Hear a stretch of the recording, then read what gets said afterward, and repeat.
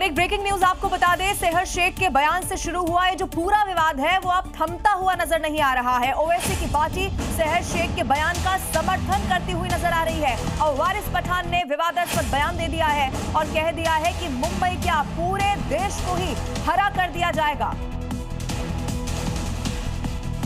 पूरा बिल्कुल महाराष्ट्र में भी करेंगे, पूरा हरा करेंगे, मुमरा भी हरा करेंगे और इंशाल्लाह ताला काहे को सिर्फ महाराष्ट्र, हम तो चाहेंगे कि पूरे देश के अंदर हरा कलर हो। हम तो चाहेंगे हमारी पार्टी का जो झंडे का कलर ही हरा है मैडम। कौन नहीं चाहेगा कि उसकी पार्टी का जो परचम है पूरे देश में लहराए। हम चाहते हैं कि हमारी पार्टी का जो हरा झंडा है पूरे देश के कोने कोने में लहराए ना। ये तो अरमान है हमारा कि हमारी पार्टी पूरी तरह फैले और पूरे देश के अंदर इंशाल्लाह ताला हमारा पार्टी का हरा परचम लहराएगा। हमारी पार्टी का फ्लैग का कलर ही है और एक दिन इंशाल्लाह देखना पूरे आसमान में भी आपको मजलिस इत्तेहादुल मुस्लिमीन की सिर्फ पतंग पतंग पतंग दिखेगी। इधर कांग्रेस के पूर्व नेता शकील अहमद ने राहुल गांधी पर बयान बम फोड़ दिया है। शकील अहमद ने राहुल को डरपोक और इनसिक्योर नेता बता दिया है। शकील अहमद के इस बयान बाढ़ ने कांग्रेस के अंदर खाने में जबरदस्त सियासत को गरमा दिया है और भारतीय जनता पार्टी को हमला करने का एक मौका दे दिया। राहुल गांधी को डरपोक बताने वाले शकील अहमद यही नहीं रुके, उन्होंने तो यहाँ तक कह दिया कि राहुल गांधी कांग्रेस के उन नेताओं से इनसिक्योर है जिसका कदम पार्टी में बड़ा है। राहुल गांधी जी को जो जमीन पर मजबूत नेता है कांग्रेस का, दूसरा का नहीं कांग्रेस का, उससे भी एतराज है। शकील अहमद ने राहुल को टारगेट किया तो कांग्रेस उन्हें ही आईना दिखाने लगी। निडर योद्धा की तरह मोदी सरकार भाजपा के खिलाफ लड़ रहे हैं, उनके खिलाफ ऊट पटांग बातें न करिए, वो आपकी शख्सियत पर कहीं से भी शोभा नहीं देती। वहीं राहुल पर शकील अहमद की सियासी बाढ़ ने बीजेपी को भी हमला बोलने का मौका दे दिया। और राहुल गांधी को कोई भी वो व्यक्ति पसंद नहीं है जिसमें से उनको बॉस वाली भावना ना है।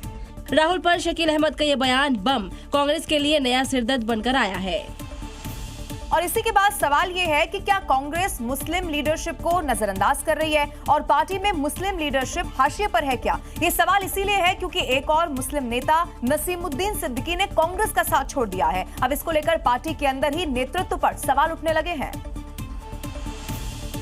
यूपी में मिशन 27 की तैयारियों में जुटी कांग्रेस को उस वक्त बड़ा झटका लगा जब उत्तर प्रदेश में पार्टी के एक बड़े मुस्लिम चेहरे ने पार्टी को अलविदा कह दिया। कि मैंने ऐसे महसूस किया कि मुझ में जंग लग रही है, मेरे काम को जंग लग रही है। नसीमुद्दीन सिद्दीकी ने इस्तीफा देकर इशारे इशारे में ये भी बता दिया कि उत्तर प्रदेश में कांग्रेस का जमीनी स्तर पर कोई काम हो ही नहीं रहा है, इसीलिए उनमें जंग लग रही है। वहीं नसीमुद्दीन सिद्दीकी के पार्टी छोड़ने पर राशिद अलवी ने पार्टी नेतृत्व पर ही सवाल उठा दिए। हिंदुस्तान का मुसलमान कांग्रेस को वोट देता है और कांग्रेस पार्टी लगातार मुस्लिम लीडर्स को नजरअंदाज करती है। राशिद अलवी की चिंता ने उत्तर प्रदेश की तैयारियों में जुटी कांग्रेस के लिए चिंता की एक बड़ी लकीर को खींच दिया है।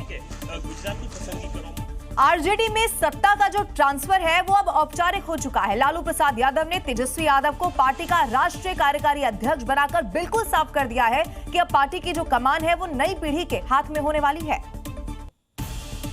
बिहार विधानसभा चुनाव में हार के बाद आरजेडी के भीतर मंथन चल रहा था। संगठन की कमजोरी, रणनीतिक चूक और नेतृत्व को लेकर सवाल उठ रहे थे। ऐसे में तेजस्वी यादव को आगे कर लालू यादव ने संकेत दिया है कि यह पार्टी इमोशन नहीं एग्जीक्यूशन की राजनीति करेंगे। आज तक पार्टी से लेकर परिवार की बागडोर लालू यादव ने संभाल रखी थी। तेजस्वी की ताजपोशी होने के साथ ही पार्टी और परिवार को संभालना चुनौती से कम नहीं होने वाला है। लालू की बड़ी बेटी ने रोहिणी ने एक्स पर पोस्ट कर तेजस्वी की ताजपोशी पर तीखा हमला बोला है।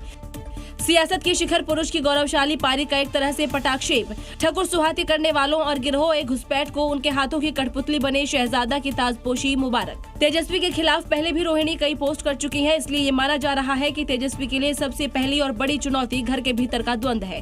कुल मिलाकर ये फैसला बताता है कि आरजेडी अब लेगेसी से लीडरशिप की ओर बढ़ रही है। आने वाले चुनावों में ये नेतृत्व परिवर्तन पार्टी के लिए संजीवनी बनेगा या फिर सियासी जोखिम, इसका जवाब जमीन पर राजनीति तय करेगी।